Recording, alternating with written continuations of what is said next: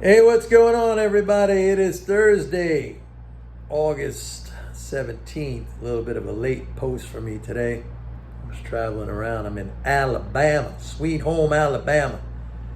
Just here for one day. I'm going to head back to Pensacola and then back to New York on Friday.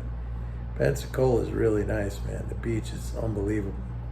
Nobody there. It's like that Pensacola beach is just, it's empty. It's not really developed. There's just a couple of high rises, but it's just mostly pristine beach. It's really nice. Anyway, let's talk about markets. Today we were down. Look, tomorrow is going to be August 18th. As I've been telling you guys for over a month, I mean, September, we're going to have a fairly big fiscal drain on September 15th. That's the quarterly corporate tax payment. We got the big quarterly interest payment on Monday. That was for almost 48 billion. That's big. And the market's at we've had a nice rally off of the June lows. As I said, that was going to happen.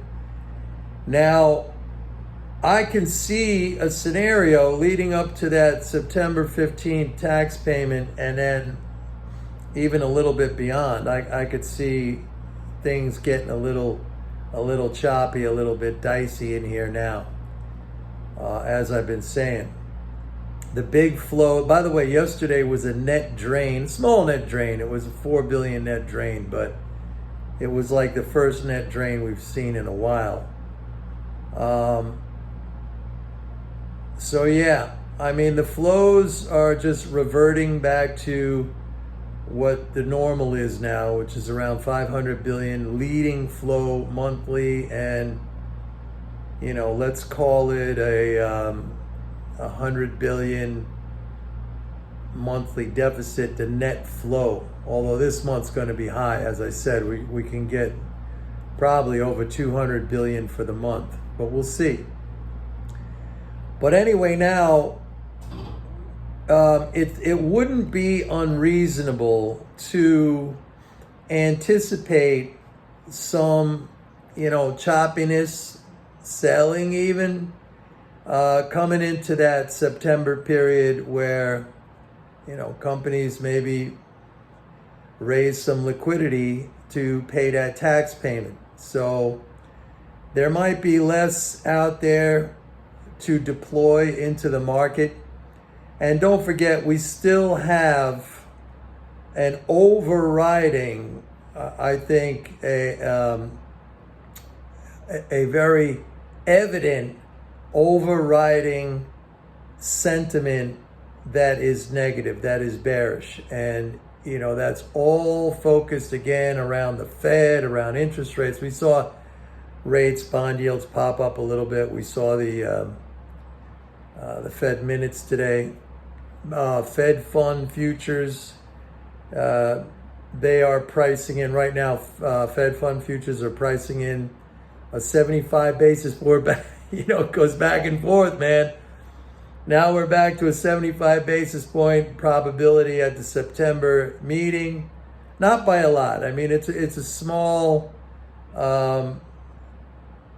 probability favoring a 75 basis point rate hike as opposed to a 50. But that, like I've been showing you guys, that thing just flip-flops back and forth. But one thing we know is that the Powell Fed, they just follow whatever the market tells them to do. I mean, that's like ridiculous. I mean, they're the price setter, they're the monopolist, but he just goes with whatever the market says. So if we come into that September meeting, or if that probability stays for a 75 rate hike, that's going to trigger up some of these jitters, because there's a whole lot of people out there, and especially a lot of people on Wall Street, analysts, economists, that, hey, we got to rates are going up, we got to raise rates, and in their view, in their head, in their belief system, that's a negative. Although I've been telling you, and we've had some people here posting up comments they've been doing the work on their own, showing that for every rate increase, or at the level we are right now, what the fiscal transfer is, it's huge, man. I mean, right now, if we go 75 in September and bring up the policy rate up to 3%, you're talking about 168 billion, based on like 5.6 trillion in system reserves. That's 168 billion that the Fed alone has to pay to, into the banking system. 168 billion of free money. And that's not counting what the government, the Treasury, is going to have to pay out. And again, as those securities mature, the older securities, as they mature and as they're replaced with the newer securities with a higher coupon, a higher interest rate, I mean, that fiscal flow is just going to ramp up. It's just going to ramp up. But you don't hear anyone else talking about this except for me. All right, they're all saying, "Oh, the rate hikes and the rate hikes and this, and it's terrible and it's going to damage the economy and this and that."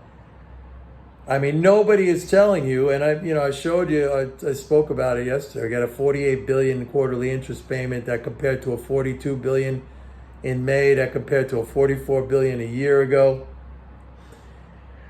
And so it's ramping up, and it starts slowly because, Treasury is still operating on, or I guess what I'm saying is what's outstanding in terms of Treasury securities, are securities that were issued back in the 0% interest rate days.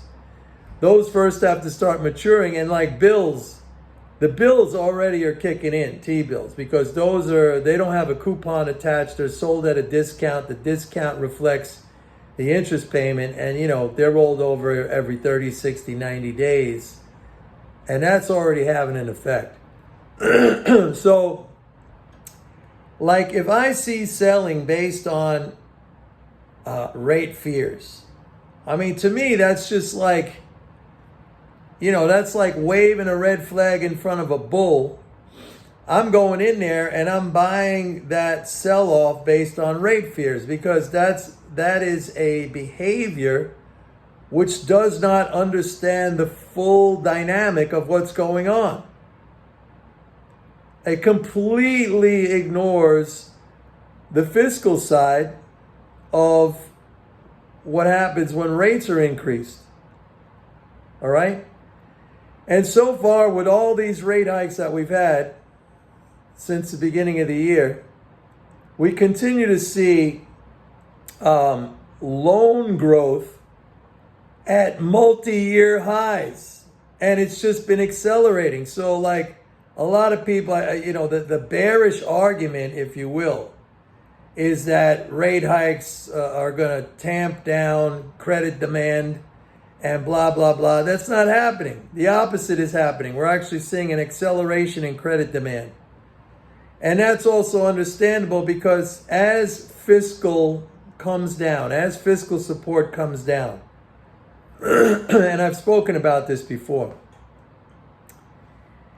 as fiscal support comes down, which we've seen a very large contraction in the amount of fiscal support based on what we were getting last year, right? I mean, now we're down, the deficit, which is net spending, that's spending minus taxes, the deficit is down 1.6 trillion compared to where we were last year. So that was 1.6 trillion less of net flow coming into the economy. So what happens? That the economy, the private sector, because they're not getting these checks, they tap into credit. And we see that. It has nothing to do with the interest rate. Yeah, maybe at the margin, it's going to affect some, but I mean, businesses have to continue operating. They need cash flow. They need credit. Households, same thing. So that's what's happening. The whole entire understanding of this, and I should say the whole, not just the understanding, but the narrative that surrounds the whole rate adjustment thing is completely wrong. It's completely wrong. I mean, it leaves out so much. And by the way, the same thing on the downside, when rates come down, that takes away income. All right?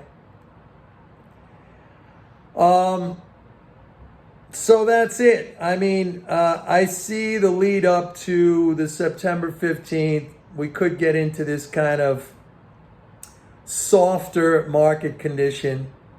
Like I said yesterday in my video, or the other day, when I was talking about, and I was equating it to the weather with the hurricane forecast, how they're coming, they start as these thunderstorms,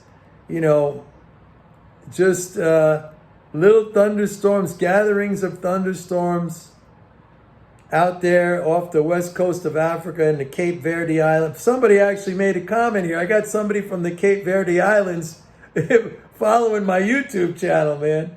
That's great. Anyway, and then they just migrate across the Atlantic, across the equator to pick up that energy, that heat.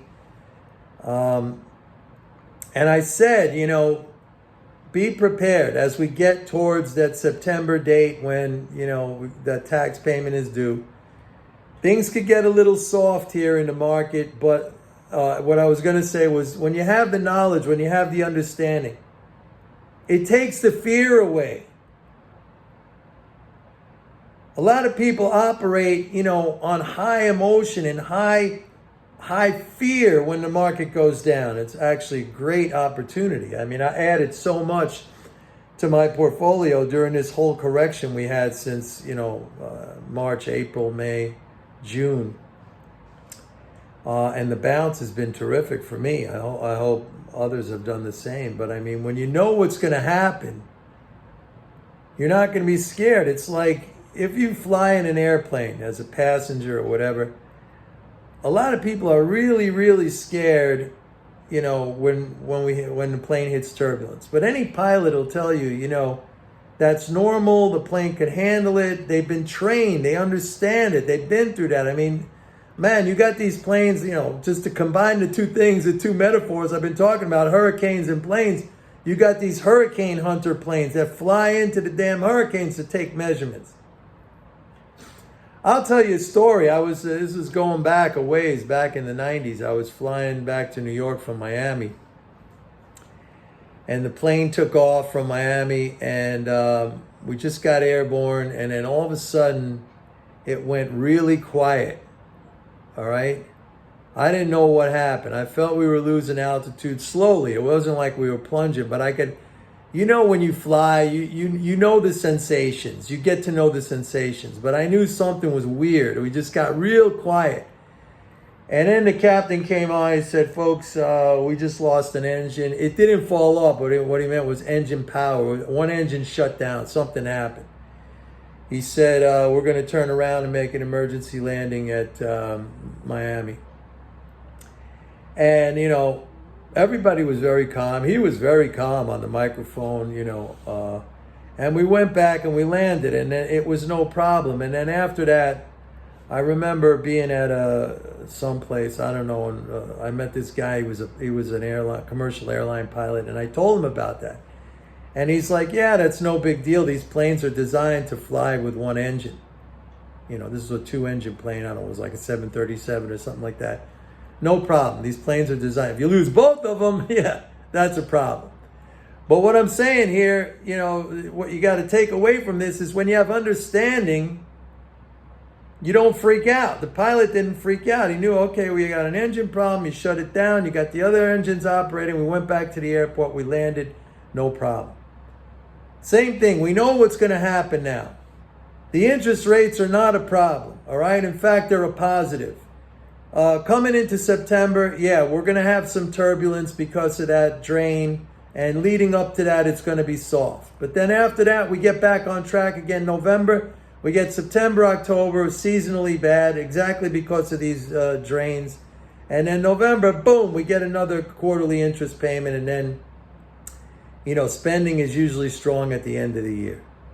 So that's it. Don't freak out. Everybody just, keep your hat on, as they say. And everything's going to be cool. See you tomorrow. Bye.